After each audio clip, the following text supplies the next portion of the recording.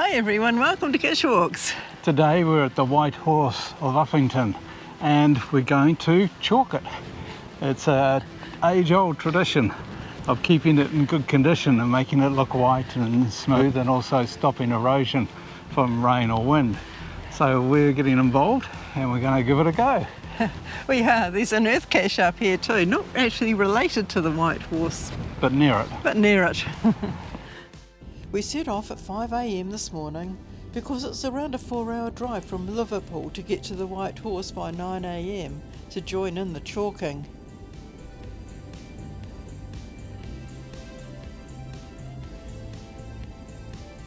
Unfortunately, we missed the geocaching event here, as yesterday we were crossing on the car ferry from Ireland. For a number of years now, the Wombles have organised a CETO event here to help with the chalking.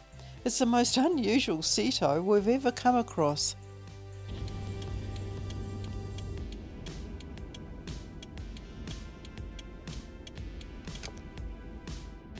Here we are at the White Horse car park.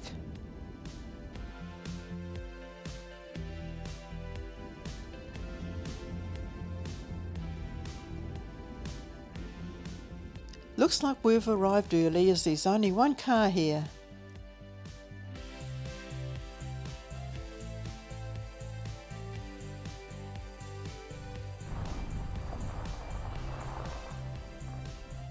There's a sign to chalking the horse.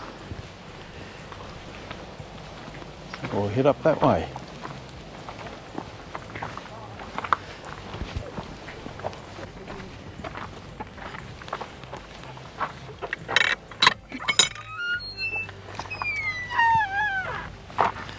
Yeah. All right, so that's all up this way somewhere. This is going to be very cool doing this. It is. Nice view over the countryside here, Lynn. It's lovely. Yeah. Very expensive. See a long way, can't you? Mm-hmm. You can see the horse just up on the ridgeline there, or just below the ridgeline. The Uffington Horse is the largest hill figure in Britain, at 110 metres long and 40 metres high. Today it can't be seen clearly from ground level, even if you're a long way off. To get this view you need to fly over it. The etching angle has changed over the years. It would have once been much more visible from a distance. It's a bit of an uphill walk, but the views and today the sheep are providing plenty of interest. Okay, there's a gate here.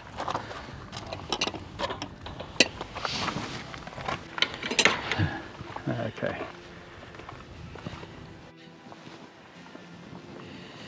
We go up or along? It's up. Up to the bridleway. Imagine.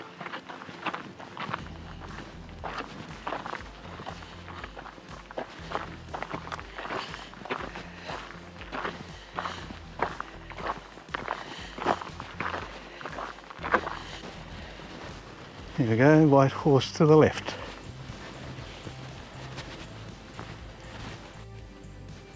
You can see part of the horse in the grass there. Normally you're asked to keep well back from the White Horse, which makes our visit so special. Here we are. We're here early. You can see the white bags of chalk ready for people to work on it. And I think I can see the eye of the horse down there. The White Horse was cut out of this hillside around 3,000 years ago in the late Bronze Age. To find its age, samples were taken from the belly and beak of the Uffington horse. Samples from the lowest level of the sediment were subjected to optical stimulated luminescence, OSL. This allows for the measurement of how long ago a buried soil was last exposed to sunlight. We'll head over and say hello to the English Heritage organisers.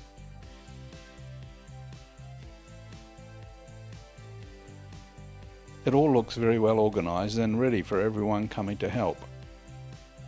The chalking is a local custom that has endured over the centuries. In some ways, looking after the horse for over 3,000 years is more amazing than the horse itself. It's time to get busy. We're heading down to choose a spot and be given instructions on how we are to crush the chalk.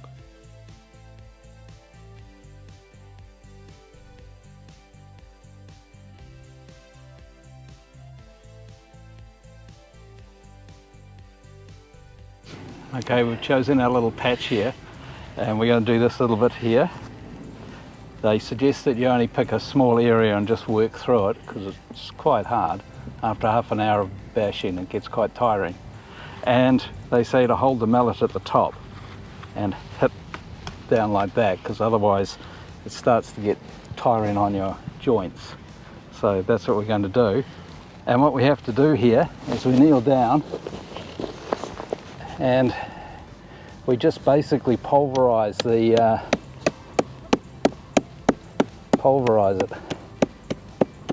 And the idea is to make a sort of a firm surface so that water and rainwater and wind and so forth doesn't scour it out too much. So we're going over the entire horse just... Well, we aren't. No, we won't. I don't know how long we'll last smashing it. No. Be here all year if we did it. Yeah. It's not too hard to do. She did say that you can sometimes strike little bits of flint in the chalk and to take those out because they don't want flint in here. And anyway, it would take an awful lot of effort to break a piece of flint using one of these. Yes. The chalk breaks pretty easily, really. Okay, I'll get a closer view of the bashing. Okay. It just needs to be very fine, doesn't it? Mm. When you're finished with the little patch. Fine and even, so there's no little gullies or holes in it. Yeah. So that's looking pretty good there. It is. Well done. And we just work our way around. Yeah.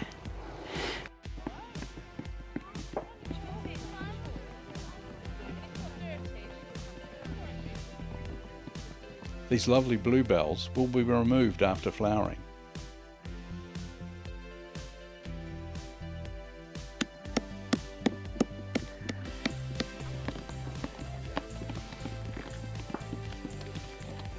But when you stop to have a rest, there's a great view down over the countryside and down to the Manger, which is a carved out valley, a dry valley just down below us. Okay, Lynn, show everybody what we did. Righto. Well, we started kind of that portion. That's our portion. That's our portion. That's 2 hours of work. It doesn't look very much, does it? It doesn't. But we've been working consistently. It's not like pretty we've solidly. been It's the odd little rests, Not many. No. There's pretty consistent hammering. It was. Got a bit dusty in the process, but Yes.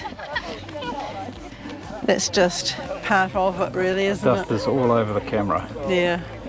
Yeah. Oh well. Never mind. Good fun though. Yeah, it was. Okay, see I'm covered in chalk dust too. All down my legs here. You are. You're white. Yeah. Covered in this stuff. Yeah. Never mind. It's good fun. Yep. You can see the legs of the horse, hind legs.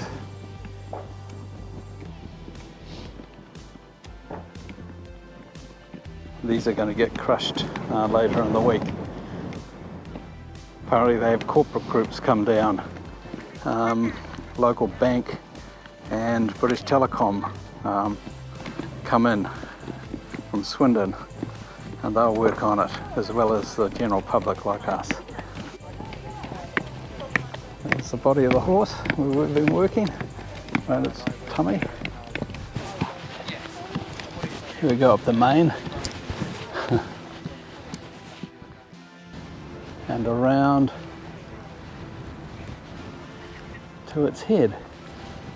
Helping with the chalk gets you a close-up and very personal look at the horse.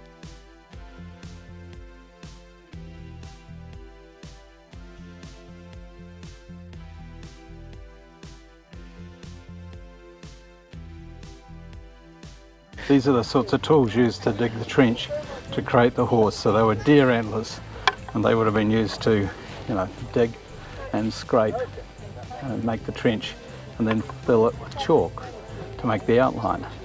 Yeah, quite cool. Very cool. One last look and a photograph.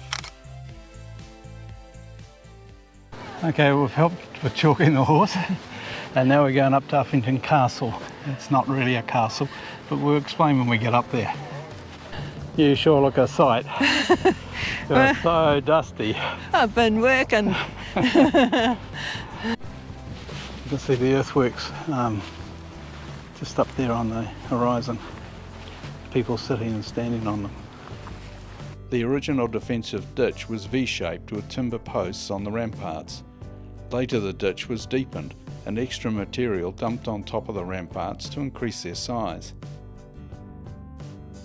You need a drone shot here to show how large the enclosure is. The internal area covers 3.2 hectares, around 220 metres from west to east and 160 from north to south, surrounded by a wide chalkstone bank or in a rampart about 12 metres wide and 2.5 metres high.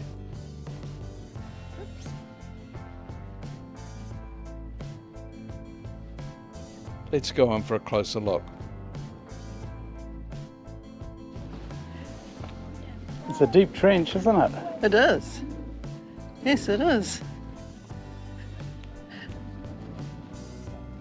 At Uffington Castle, a hill fort defended by a bank and ditch, with entrance on the west, built during the Iron Age, 300 BC to AD 43. The White Horse may have been related to the fort, and in recent times the fair and festivities connected with the scouring of the horse were held here. Okay, we're going to go up onto the fortification, up onto the rampart.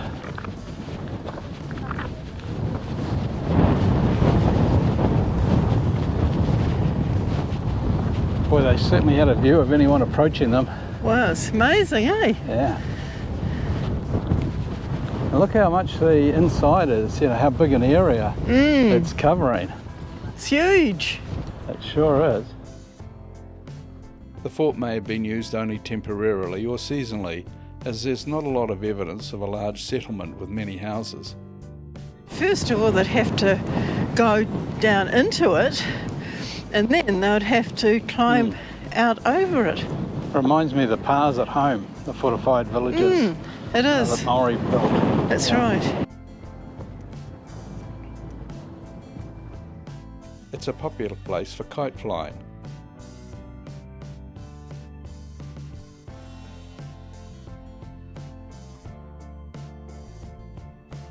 We're going back down past the White Horse to see Dragon Hill. Thought it'd be interesting. Nice little place down there to explore. Dragon Hill is a round mound about 10 metres high with a flattened top, likely to have been formed by glacial erosion and flattened by man. Dragon Hill is part of British folklore. England's patron saint St George battled a dragon here to save the princesses. Making our way down. Yeah, a little bit of a walk down to the Dragon's Hill. Yes. Yeah. Dragon Hill this way. Nice seat to look out over the view. And down the path we go.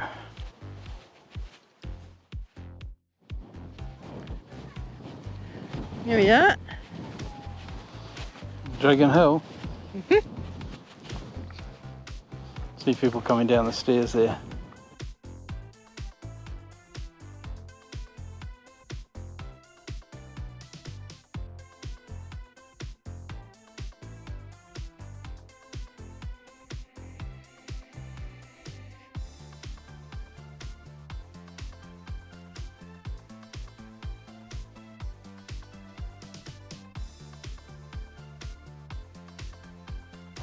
It's very steep, isn't it, Lynn? Sure is.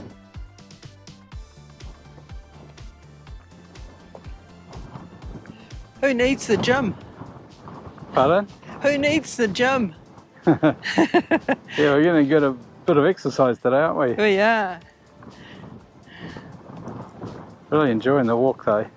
Yeah, it's lovely. Beautiful, spectacular views. Yeah.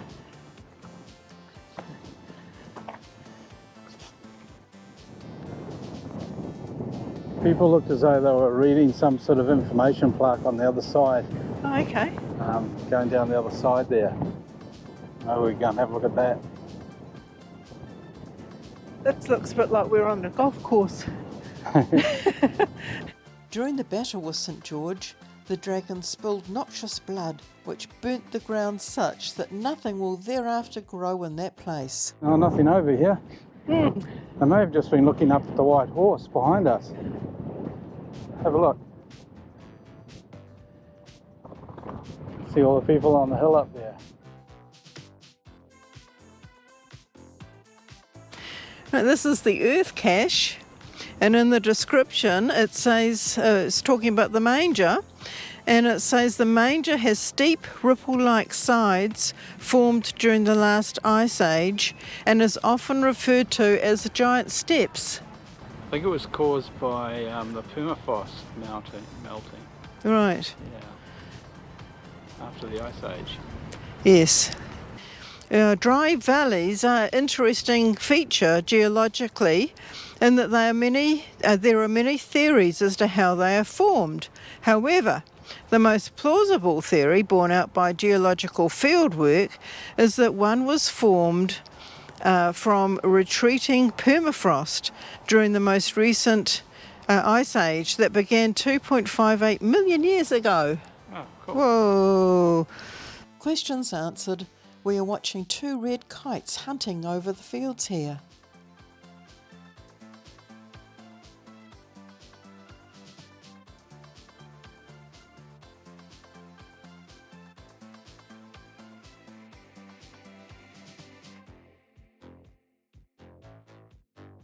One last look around and it's time for an early dinner and a pint at the White Horse Inn in the village of Wolfstein at the bottom of the hill. The pub we're heading to is one of Britain's oldest inns, with its thatched and tiled roof, oak beams and log fires. We're coming into the village of Wolfstein.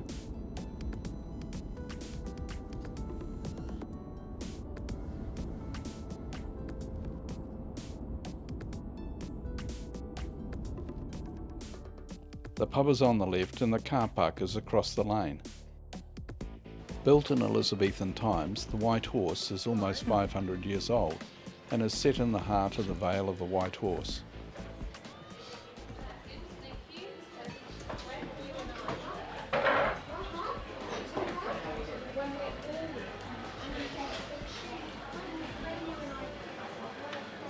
Looks like a nice choice here. I'm trying an Arkell's Best Bitter Beer, or 3Bs. First brewed in 1910. Cheers!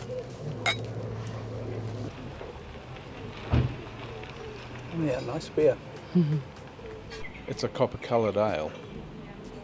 Thomas Hughes of Tom Brown's School Days fame is said to have written his books here, and the White Horse is mentioned in J.K. Rowling's book, Lethal White. Lots to see here while we're having a drink before dinner.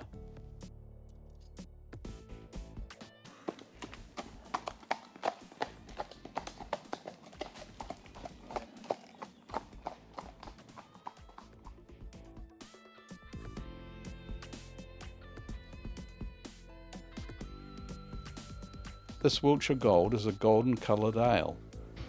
Oh, you've even got it in the special glass. Like the 3Bs, it's a nice drink on a hot summer's evening. A great steak to finish our day. Yum.